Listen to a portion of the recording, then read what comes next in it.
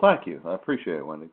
The title is the technology acceptance and non-acceptance, or why do good IT shops fall from alignment within the business. And what I'm going to focus on primarily is software and software acceptance, software use, software perceived software value, whether it be off-the-shelf software or web software or software that's developed in-house, and really how to know, besides the anecdotal, I can't get out what I need from this, or I'm spending too much time working on or using a piece of software or whatever. We've heard all kinds of stories over the years about modifications to software and the whether or not something is helpful to them or not. Microsoft famously changed from drop windows to the ribbon in large part because of all the suggestions that they were getting for features and functionality that was already in the software for Microsoft Word, but that people were having difficulty finding. And so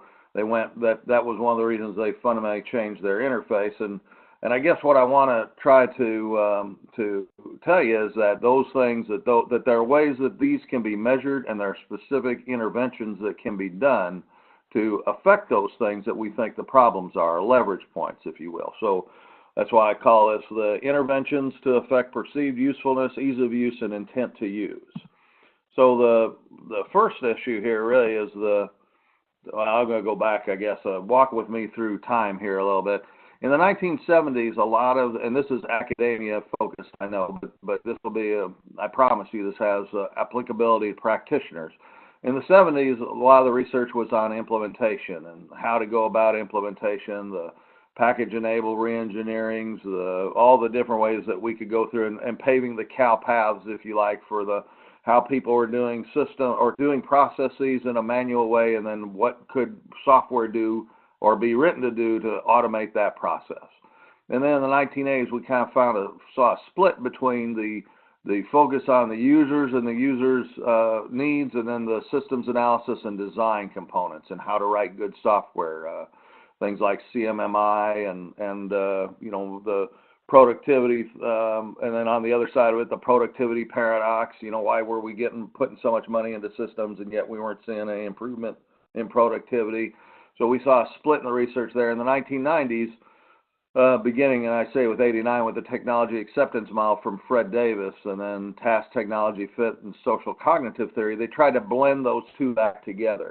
So the implementation as well as the user's perception of the software, particularly in terms of the acceptance of the software.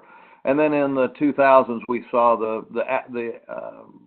movement of Agile and the Agile Manifesto, and trying to bring the users into the development process itself. So all of these are really are around identification of the factors that influence technology acceptance. In other words, if I get a piece of software, if I implement it in one environment, I've implemented, as an example, I've implemented PeopleSoft in a variety of different environments.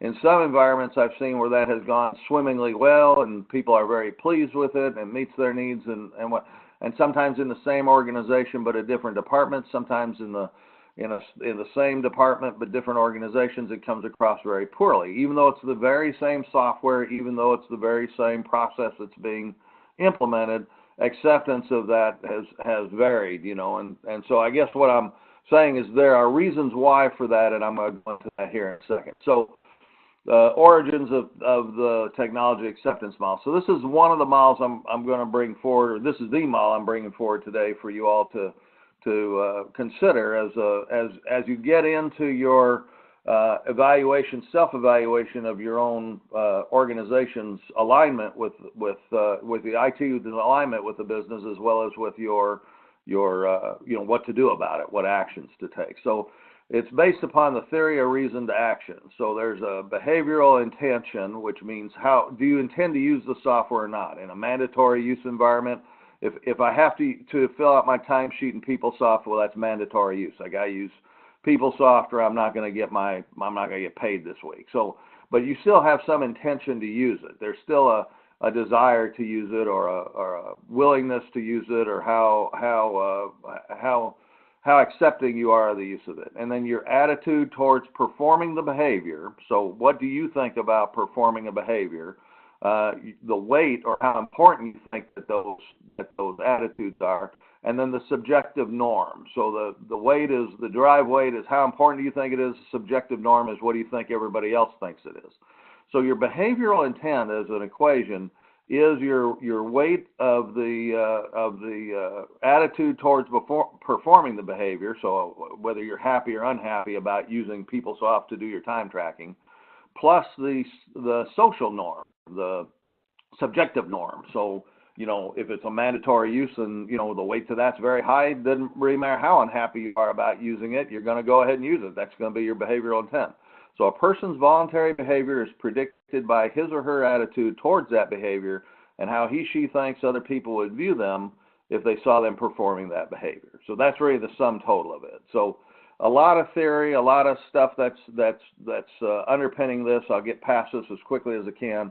My mom taught child psychology at Rice. I'm her failed experiment, so you just have to kind of bear with me here as I get through this. All right, so this is the technology acceptance model.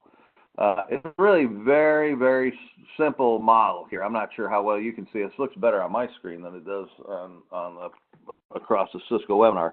In the lower left-hand corner is the perceived ease of use, and that goes by a lot of different mnemonics, but perceived ease of use is simply that. You know, do you think something is easy to use? If you think of Google, one of the reasons their interface has never changed over the 20 or so years that they've been in business is because that is such, at the time, it was so revolutionary compared to Alta Vista and all the other search engines were available. It was just a blank screen with a box, and you just typed in what you wanted, and then it would pop up with results.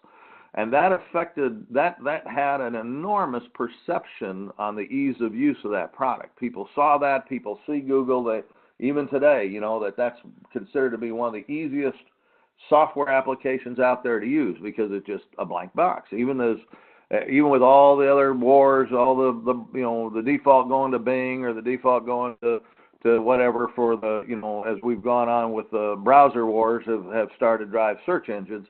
Even at that, people will seek out Google because of its perceived ease of use. Now that in turn drives, if you go to the upper left corner of the thing, the perceived usefulness. So perceived ease of use impacts how useful you think the tool is. So usefulness means that does it help me do my job, or does it help me get done what I wanted to do, or does it help me accomplish what it is I want to accomplish? So perceived ease of use drives perceived usefulness. Perceived usefulness and perceived ease of use combined influence or impact that behavioral intention, your intention to use something. And this is particularly true when you have a choice, when you could use Google or you could use any number, you know, Dogpile or Bing or whatever the other search engines are out there. When you have a choice, when it's a default choice, what do you choose to use? And do you find that, and that will drive, those two things will drive your decision or your choice of what to use in those cases. All right, so now some of the things around TAM that's important that I want to bring up, and this is where we start getting into things around interventions or what can you do to change people's perceptions of what you're doing there, what those things are. So your perceived ease of use is driven there in the lower left-hand corner by what we call prior factors, anchors, adjustments, experiences. So those are things that are like training. So if I give somebody, if the perceived ease of use of a software is that it's not perceived to be easy to use, well, then I can drop training in or start training or have training groups or whatever, and that will affect or impact the perceived ease of use of the application. So the first time that any of us see an application, we have a learning curve, and all the learning curves are how you get through the process and to get to proficiency with the tool and what have you, and if it's and how far do you go with it? Do you get to sufficiency of use just for what you need to know, or do you really need to be proficient in it, whatever? Yeah, that's impacted in a large part by training. Training is attached to perceived ease of use. Now I want to point out that dotted line there.